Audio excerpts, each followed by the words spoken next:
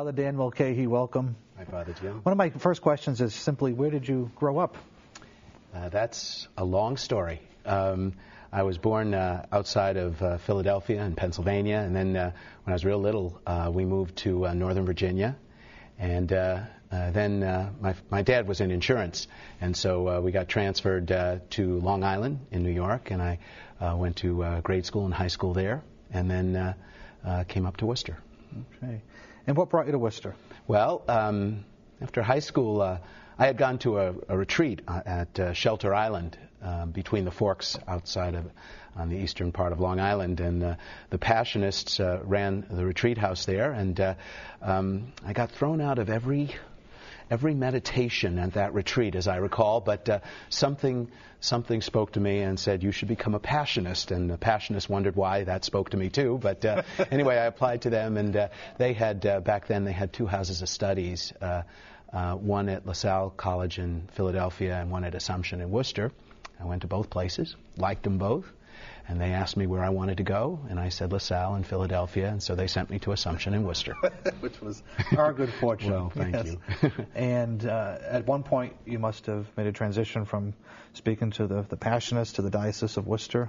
I was only with the Passionists a very short time, then moved on campus for a semester, and then lived in apartments throughout the city of Worcester, worked in Worcester, and when I was a senior, again, I'd always wanted to be a priest, and I decided to apply to the Diocese of Worcester, and even the psychological tests didn't keep me out, and so I was accepted as a candidate, and they asked me to go to the North American College in Rome, and I said I would prefer not to, because I'm not native to the diocese, and I wanted to go to St. John's in Brighton, so that's where I went. Okay.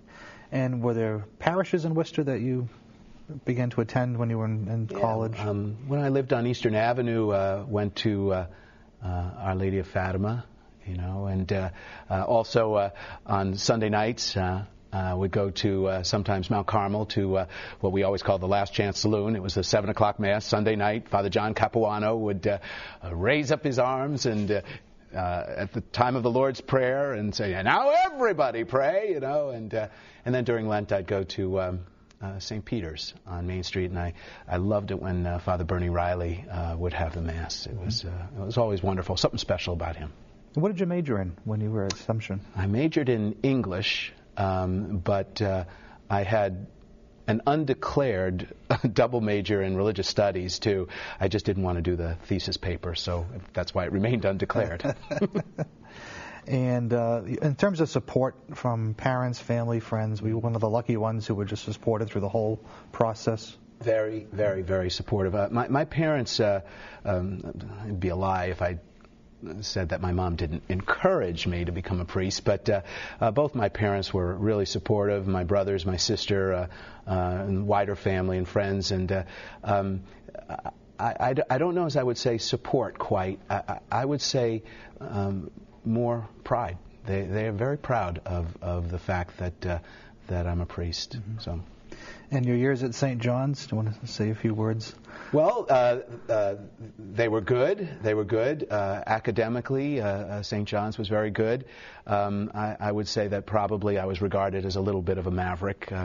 I got in trouble often enough for the way I dressed, not always being straight clerical black and things like that. And I enjoyed singing in the choir there, and a bunch of us played hockey there and stuff. So it was a good time, but I would never say that I had a great vocation to the seminary. Right. As a matter of fact, each fall when go back after summer assignments, back then our assignment was to work, so I worked on the docks in New York. I was a dock worker and unloaded ships and trucks and trains and things like that. But I'd go back in the fall, and my classmates would greet me at the door and say, so you need some help? And at first I thought it was a psychological question, but then I realized they thought I was moving out each year. So I remember when I was in seminary, if you were not absolutely ready to leave seminary by your fourth year, you did have a vocation to the seminary, which was not a good thing. Vocation Thank to God the I was only there 3.5 years, because I was ready sooner. Yeah, ready to go out and do the ministry, be a priest. Yeah.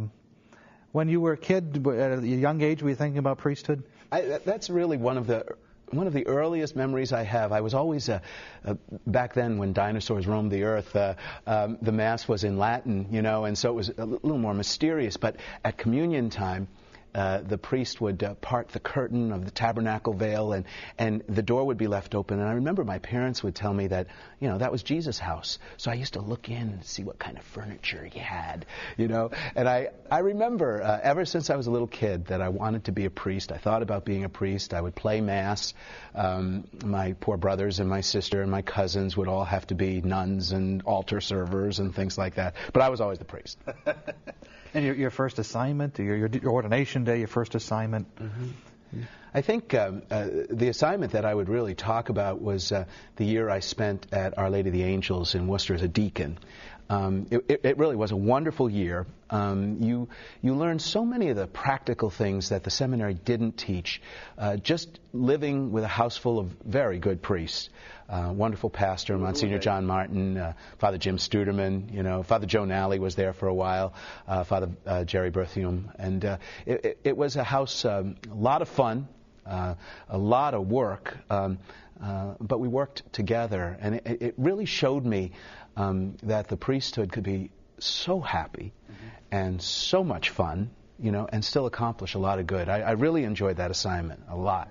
Yeah. If you were to briefly trace your assignments from that time to the present? I was at St. Bernard's on Lincoln Street in Worcester with Monsignor John O'Brien and a cavalcade of others, and Father Jack Kelly, and then went to St. Boniface in Lunenburg with Father Ed Moran and Sister Charlene O'Leary. Had a wonderful time there. And then I was briefly at Sacred Heart in Hopedale. I got a dream come true to be with Father Bernie Riley. And I still think it was kind of God's design that I went there, because while I was there, Father got diagnosed with lung cancer, and he died in the rectory, and it was my privilege to be there with him, to still laugh with him, and just learn so much from him. And then I went to St. Mary's in Uxbridge, and then they moved me miles and miles away, about a mile up the street, to Good Shepherd in Linwood.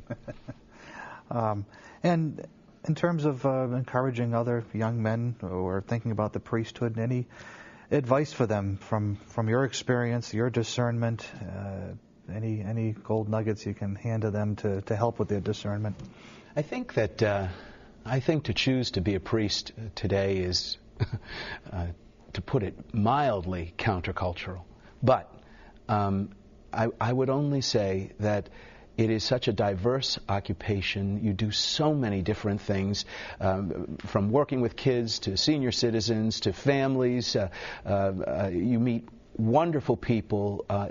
It's not boring. It's exciting and fun. Sometimes it can be a lot of hard work, but it's fun. It really is a wonderful life. Wonderful life. Well, Father Dan, thank you very much. My pleasure, Father. For your time.